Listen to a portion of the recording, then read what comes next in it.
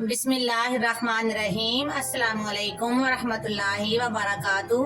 अल्लाह ताला आप सबको खुश रखे और आपके लिए आसानियाँ करे, आपके तमाम रंजो गम को खुशियों में तब्दील करे, आपको ज़िंदगी के हर मैदान में कामयाब करे और आपके हर रंजो गम में आपके साथ हो, आपका हामी नासर बने।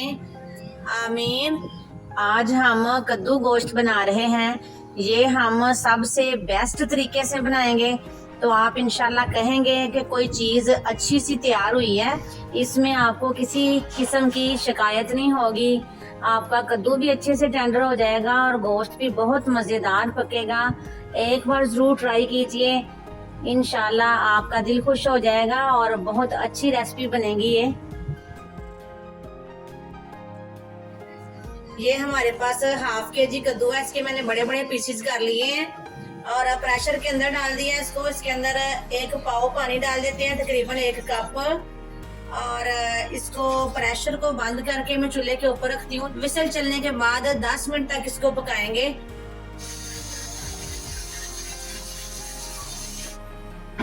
कद्दू को हमने तकरीबन 10 मिनट तक बॉईल कर लिया है। ये माशाल्लाह टेंडर हो चुके हैं। इसको मैशर की मदद से मैश कर लेते हैं। अगर आप चाहें तो आप इसको ब्लेंड भी कर सकते हैं। ये हमारे पास हाफ के जी बीफ है। ये चर्बी वाला गोश्त है, कुछ हड्डी वाला है और कुछ हड्डी के बगैर है। ये प्रेशर के अंदर डाल देते हैं। ये 1 अदद टमाटर है, इसको मैंने कट लगा लिया, ये भी इसके अंदर डाल लेते हैं। और ये मेरे पास प्याज है, इसको भी मोटा मोटा काट के इसके अंदर डाल लेते हैं।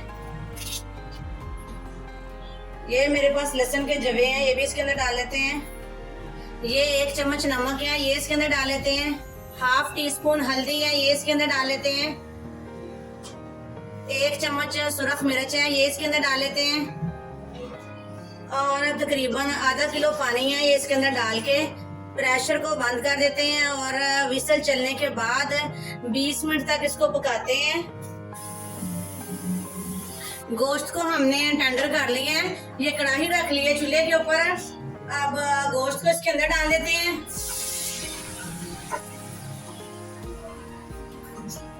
इसके पानी को थोड़ा खुश्क कर लेते हैं। गोश्त में ऑयल डाल लेते हैं। ये तकरीबन 1 कप ऑयल डाल लेते हैं इसके अंदर। ये मेरे पास अदरक और सब्ज मिर्ची हैं, इनको मैंने चॉपर में डाल के बारीक चॉप कर लिया, ये इसके अंदर डाल लेते हैं। फ्लेम को हाई कर लेते हैं। ये 1 टीस्पून खुशक धनिया है, ये इसके अंदर डाल लेते हैं। ये 1 टीस्पून जीरा पाउडर है, ये इसके अंदर डाल लेते हैं। इसको अच्छे से भून लेते हैं ताकि पानी भी इसका खुश्क हो जाए और मसाले भी पक जाएं। ये गोश्त को हमने अच्छे से भून लिया है, ये इसका ऑयल भी अलग हो गया है। अब ये हमारे पास दही है आधा कप, ये इसके अंदर डाल लेते हैं और इसको भी अच्छे से भून लेते हैं।